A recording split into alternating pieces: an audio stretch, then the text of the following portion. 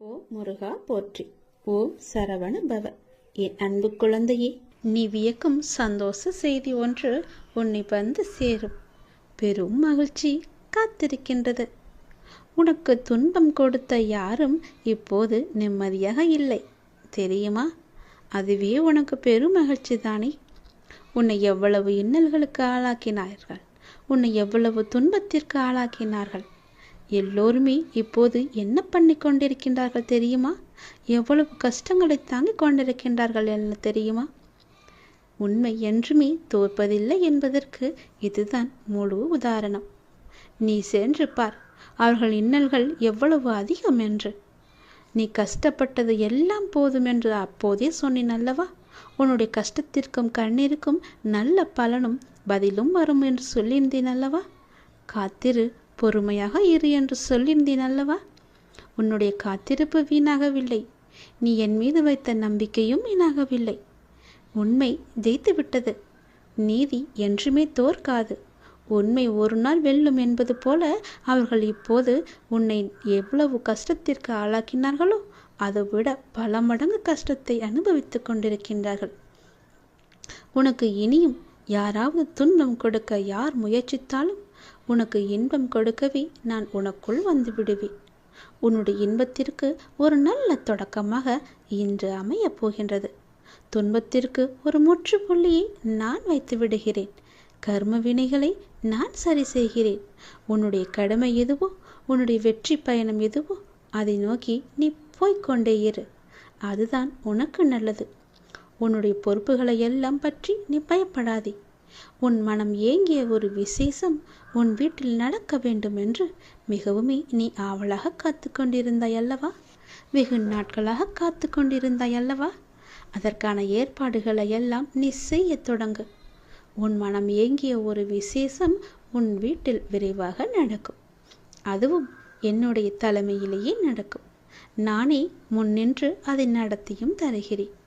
ஒவ்வொரு முறையும் உனக்கு நான் வாக்களிக்கும் பொழுது இது நடக்குமா, இவர் சொல்வதெல்லாம் எப்போது பழிக்கப் போகிறது, அதற்காக நாம் ஏன் பொறுமையாக இருக்க வேண்டும், காத்திருக்க வேண்டும் என்று அப்படி நினைக்காமல், எதிர்மறையை உனக்குள்ளே கொண்டு வராமல் நேர்மறையை மட்டுமே கொண்டு என் மீது அதிக நம்பிக்கை வைத்து காத்திருக்கும் உனக்கு என்னுடைய அற்புதங்களும் என்னுடைய லீலைகளும் இனி ஒன்றன் பின் ஒன்றாக உன்னுடைய வாழ்வில் நடக்கப் போகிறது.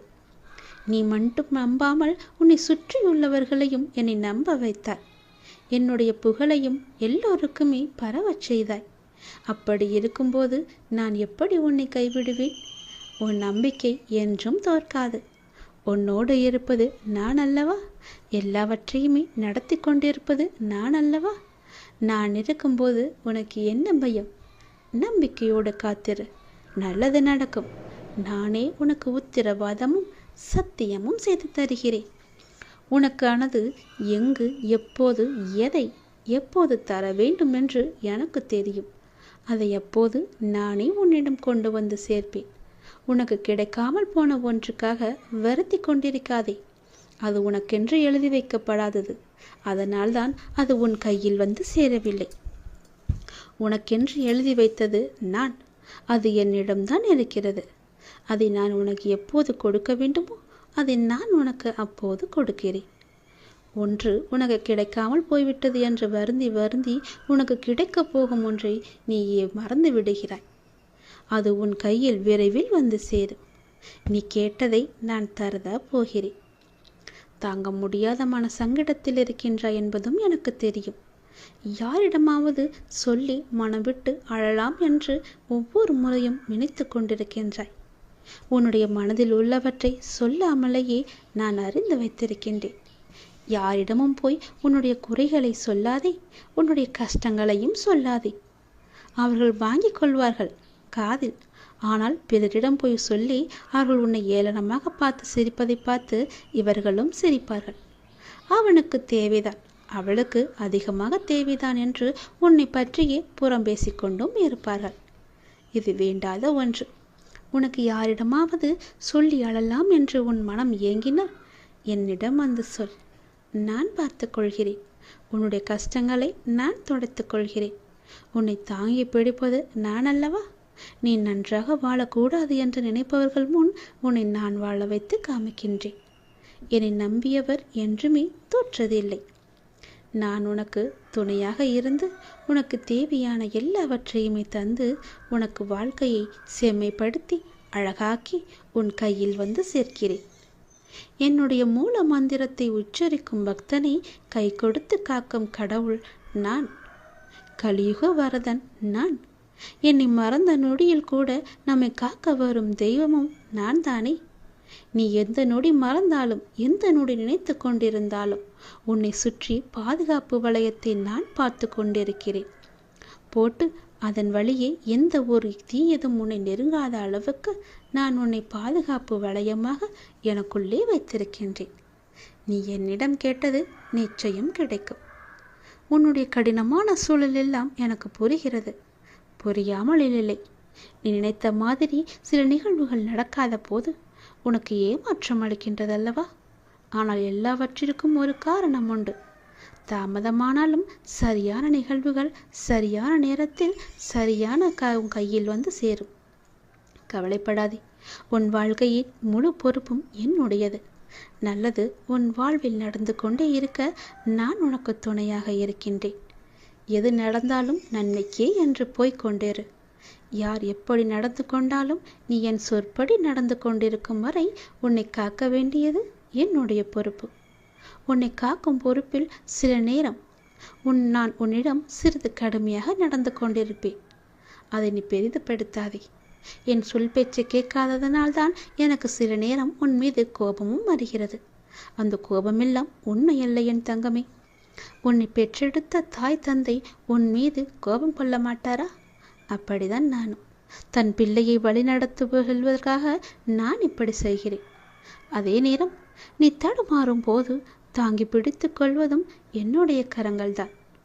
உன்னை காக்கும் பொறுப்பிலிருந்து நான் பாதுகாத்து ஒரு பொறுப்பான பிள்ளையாக உன்னை உயர்த்தி வாழ வைப்பேன். உன் வாழ்க்கையை செம்மையாக்குவேன். உன்னை உயர்த்தி வாழ வைக்கவே நான் இருக்கின்றேன். தயங்காதே. அப்பாவிடம் என்ன வேண்டுமோ தயங்காமல் கேள்.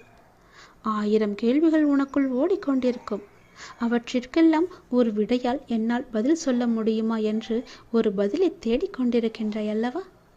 உன்னால் ஒரே பதில் சொல்ல முடியும். ஒரு முக்கியமான ஒரு பிரச்சனை, அதற்கு நீ விடை கண்டுபிடித்து விட்டால் அந்த 1000 கேள்விகளும் காணாமல் போய்விடும். உன்னுடைய அந்த முக்கியமான பிரச்சனைக்கு விடை கிடைக்கும் நேரம், உன் மனதை வருத்தும் அத்தனை கேள்விகளுமே மறையும் நேரம் என்று உனக்கு சில நல்ல அறிகுறிகள் எல்லாம் தென்படும். அது உன் மனதிற்கு மகிழ்ச்சியை கொடுக்கும். அது உன் பிரச்சனைக்கு விடையையும் தரும். உன் குழப்பத்திற்கான பதிலையும் அங்கே நான் வைத்திருக்கின்றேன். அது நீ பத்திரமாக எது என்று ஆராய்ந்து அந்த பதிலை நீ தேடி எடுத்துக்கொள். ஒரு முறை நான் உனக்கு வெளிச்சமாக வழி தருவேன். அந்த வெளிச்சத்திலிருந்து கூட உன் பிரச்சனைக்கான பதில் உனக்கு கிடைக்கும். இன்று உனக்கு சில நல்ல அறிகுறிகளை காண்பித்து விடுவேன். பயப்படாமல் இரு. நீ இழந்தது என்னவென்று எனக்கு தெரியும். இனி இழப்பதற்கு ஒன்றுமில்லை என்று வரும்போது புரிந்து கொள். இனி பெறுவதற்கு நிறையவே இருக்கின்றது. இதுவரை இழந்து விட்டாய். இனிதான் நான் நிறைய பெறப்போகின்றேன். என் அப்பா என் கூடவே இருக்கிறார். அதன் ஆரம்பமாகத்தான் என்னை இப்போது அவர் தத்தெடுத்திருக்கிறார் என்று நினைத்துக்கொள். இனி எல்லாமே நிச்சயம் நீ பெறுவாய். ஏற்கனவே நீ இழந்து விட்டதால் இந்த முறை எப்படி நீ இழக்கக்கூடாது என்பதை புரிந்து பத்திரமாக வைத்துக் கொள்ளப் போகிறாய். ஏனென்றால் இனி உன் வாழ்வில் பெரிதாக பல நல்ல நல்ல மாற்றங்கள் எல்லாம் நடக்கப் போகிறது. இந்த சிறிய இழப்பின் மூலம் வந்த அனுபவத்தை கொண்டு இனி எதையும் நீ இழக்காமல் இருக்கப் போகின்றாய். இனி எல்லாமே பெறுவாய். சந்தோஷத்தை, கஷ்டங்களையும் கவலைகளையும் துன்பங்களையும் துயரங்களையும் நீ தூக்கி எறிந்து விட்டாய். நான் அதை அப்புறப்படுத்தி விட்டேன். இனி உன் வாழ்வில் மகிழ்ச்சி கிடைக்கப் போகிறது. சந்தோஷம் நிலைத்து நிற்கப் போகிறது. ஒன்றன் பின் ஒன்றாக இன்பங்கள் வந்து கொண்டே இருக்கப் போகிறது. உன் வாழ்வில் அடுத்தடுத்து நல்ல மாற்றங்கள் எல்லாம் வந்து உன் வாழ்க்கையில் நல்லதை மட்டுமே கொண்டு வந்து அது உன்னிடம் சேர்க்கப் போகிறது. நீ என்ன நினைத்து என்னிடம் வேண்டி வந்தாயோ அந்த விசேஷம் உன் வீட்டில் விரைவாகவே நடக்கப் போகிறது. அதற்கு நானே பொறுப்பெடுத்துக் கொள்கிறேன். உன் வீட்டில் நடக்கும் விசேஷத்திற்கு நானே தலைமையேற்று அதை நல்லபடியாக முடித்து தருகிறேன்.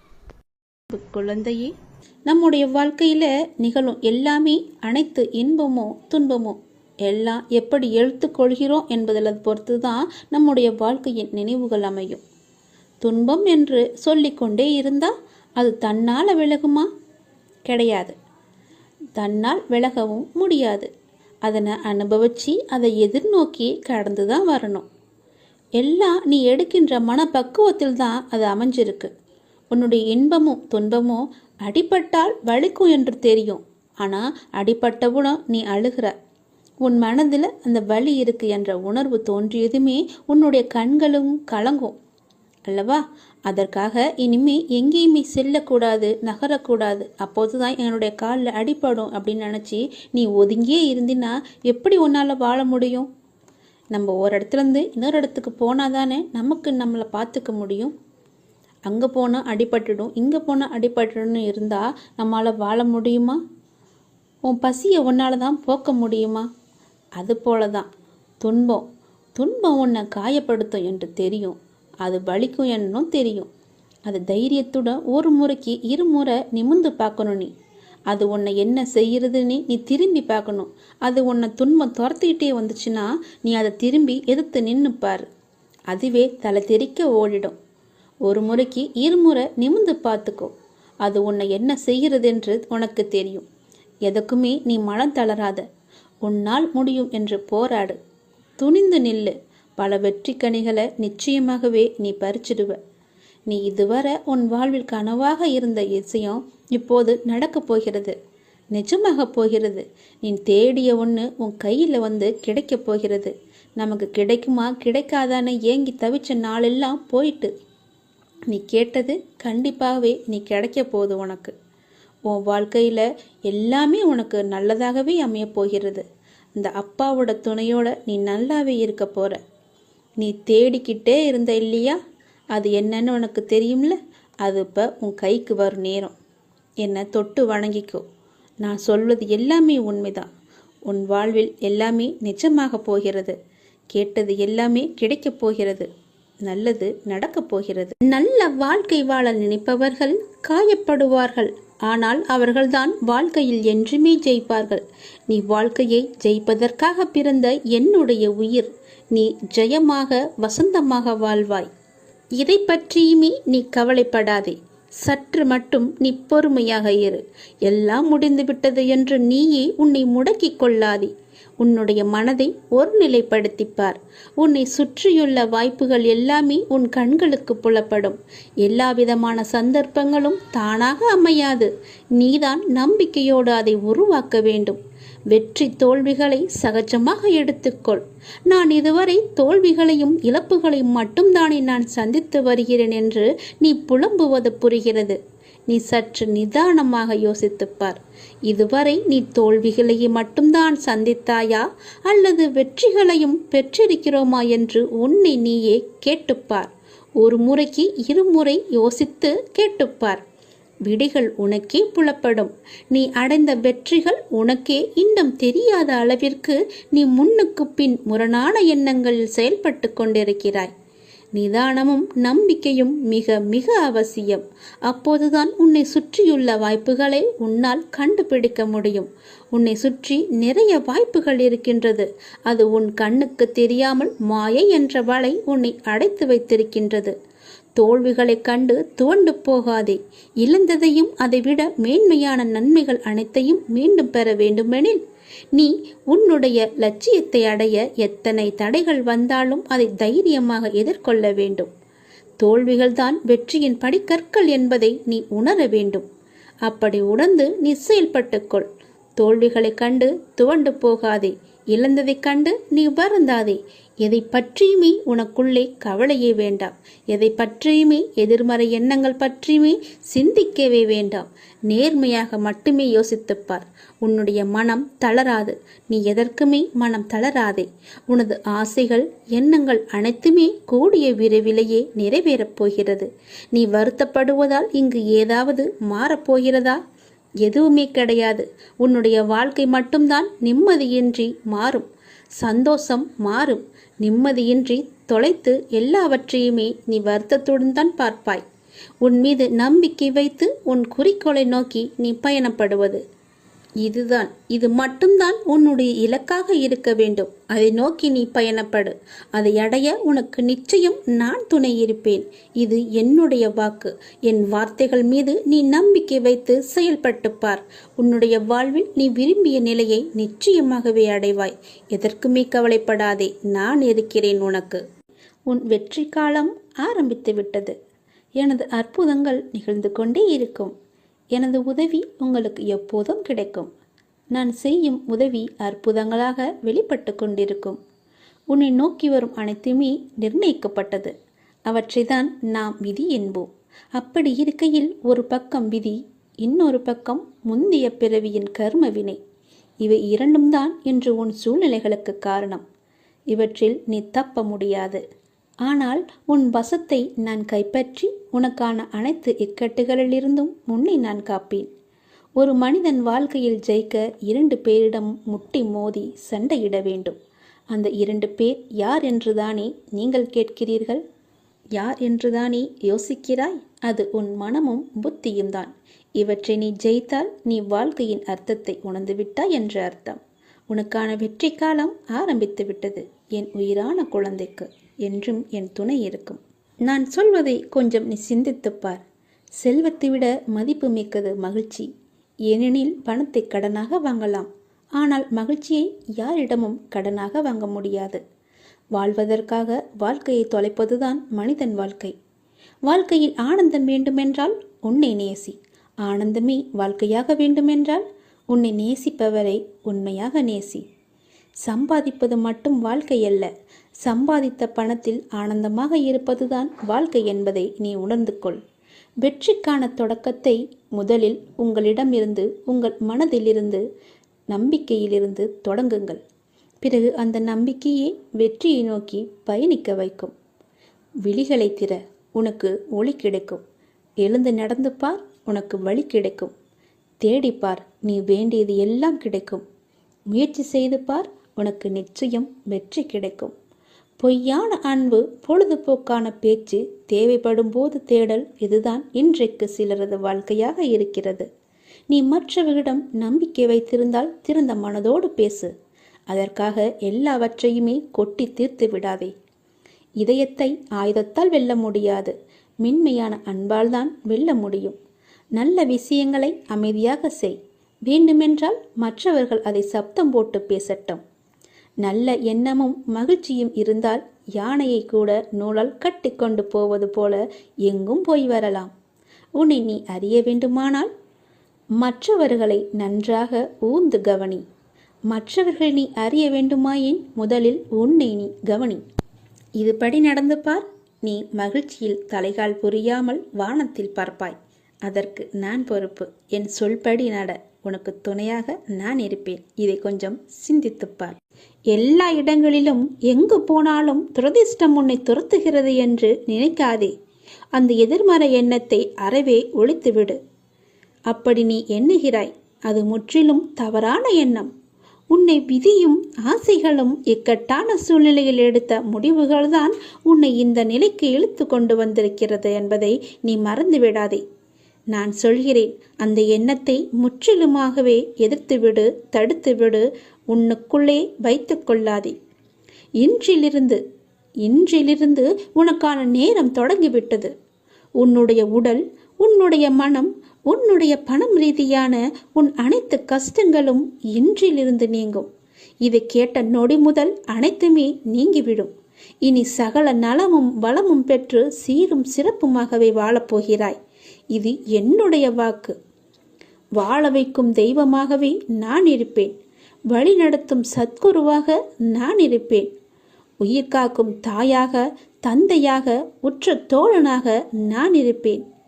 நெருங்கிய உறவினராக நான் இருப்பேன். வாழ்வின் நல் வழிகாட்டியாக நான் இருப்பேன். நான் உன் அப்பா. நான் உன்னை மறக்கவே மாட்டேன். என்றுமே உன்னை என் உள்ளங்கையிலும் எனக்குள்ளுமே வைத்து நான் உன்னை வழிநடத்தி செல்கிறேன். உன் கூடவே நான் இருக்கும்போது உன் கஷ்டத்தை நான் தாங்குவேன். உனக்கு தற்போது ஏற்பட்டுள்ள சூழ்நிலை நான் அனுமதித்தது. நான் அனுமதித்ததன் மூலம்தான் உன் வாழ்க்கையில் வேறு நல்லதை ஏற்படுத்தப் போகிறேன். எந்த குழப்பத்தையும் நீ உனக்குள்ளே ஏற்படுத்தி கொள்ளாதே. நான் உன்னை எந்த சூழ்நிலையில் இருந்தும் வெளியே கொண்டு வந்து விடுவேன். எவற்றை பற்றியுமே நீ கவலைப்படாதே. எல்லாமே எனக்கு தெரியும். என் அனுமதியின்றி எதுவுமே உன்னை நெருங்க முடியாது. உன்னை திருப்திப்படுத்துவேன்.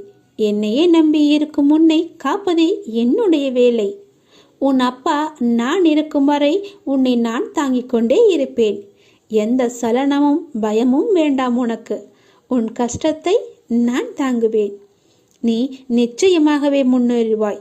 உன் மனதில் எந்த ஒரு பயத்தையும் ஏற்படுத்தி கொள்ளாதே. அப்படி உன் மனதில் பயம் இருந்தால் அதை தூக்கி எறிந்துவிடு. உன்னோடு நான் இருக்கிறேன். எல்லாவற்றையுமே நான் பார்த்து கொள்வேன். பல இரவுகள் நீ தூங்காமல் கழித்தது எல்லாமே எனக்கு தெரியும். எத்தனை இரவுகளை நீ அழுது கொண்டே இருந்தாய், அழுது புலம்பிக் கொண்டே இருந்தாய் என்று. எத்தனை இரவுகளை நீ முழித்திருந்தே கழித்தாய் என்று எனக்கு நன்கு தெரியும். அதனால் கவலைப்படாதே. இந்த நொடி முதலே உன் வாழ்க்கைக்கான நல்ல ஆரம்பம் தொடங்கிவிட்டது. எல்லாம் வெற்றியே.